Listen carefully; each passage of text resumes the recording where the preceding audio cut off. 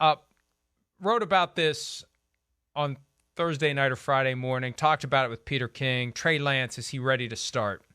And people I know, people I talk to, it comes up that the 49ers are concerned. And I don't know how concerned they are.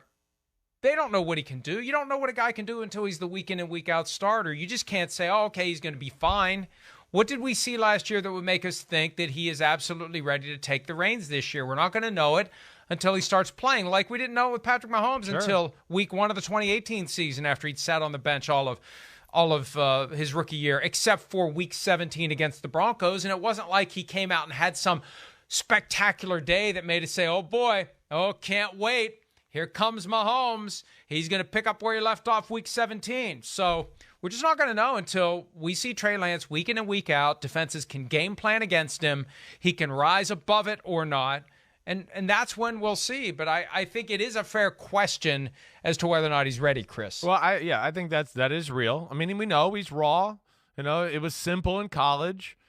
We all talk about the talk last year is, man, you don't want him to sit too long because he's a guy that hasn't played and threw a lot. Didn't, had a lot of games in college where it was like, well, he threw the ball 12 times this game, 15 times this game. Went a quarter without throwing the ball. Never had a 2-minute drill in college. So there's that.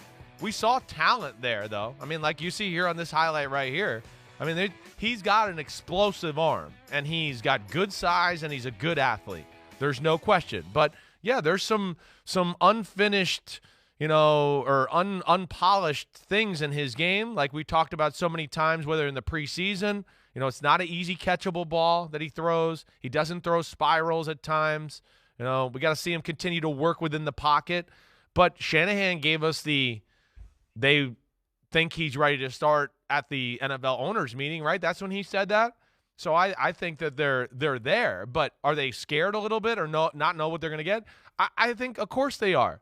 Anybody you talk to that saw training camp last year, either that was part of the 49ers staff or when they went and worked with the Los Angeles Chargers there, and you hear people that witnessed those practice, there had to be concern coming out of San Francisco early on in the year last year. I know there was. There was too many people that were like, "Whoa, man, Trey Lance practices. Ooh, the ball's everywhere. It's this where it's that where it's everywhere. Ooh, man, he's not ready yet." So that's got to scare them to a degree. But at some point, like to your point, you got to rip off the Band-Aid and see what he's got. We saw a little last year. Shanahan will manage him the right way.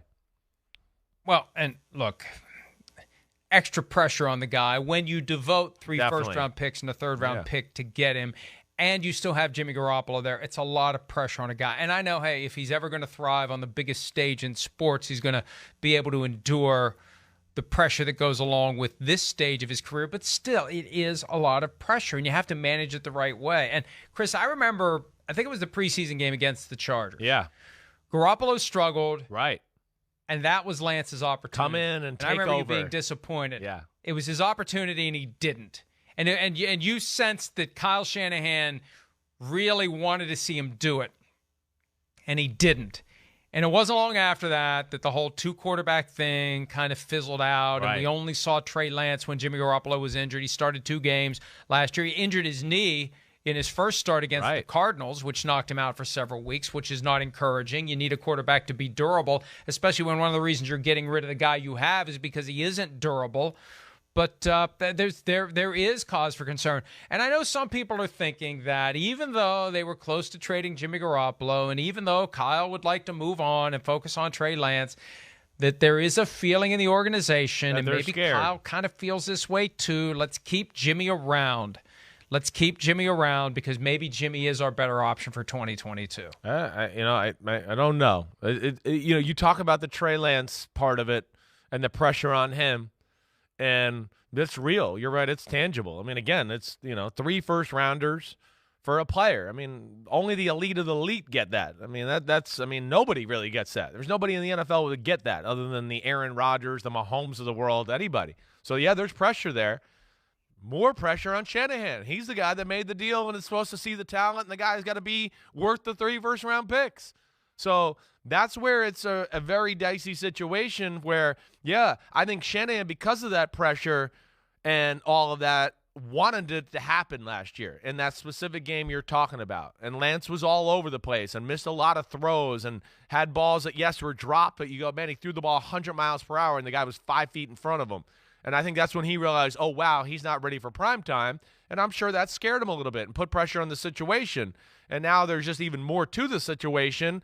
And, man, there's a lot of moving parts here and a lot of things they got to deal with. For a very good football team, they got a big issue here. Hi, I'm Mike Tirico, and thanks for watching. Make sure to hit subscribe for the latest news and highlights from NBC Sports.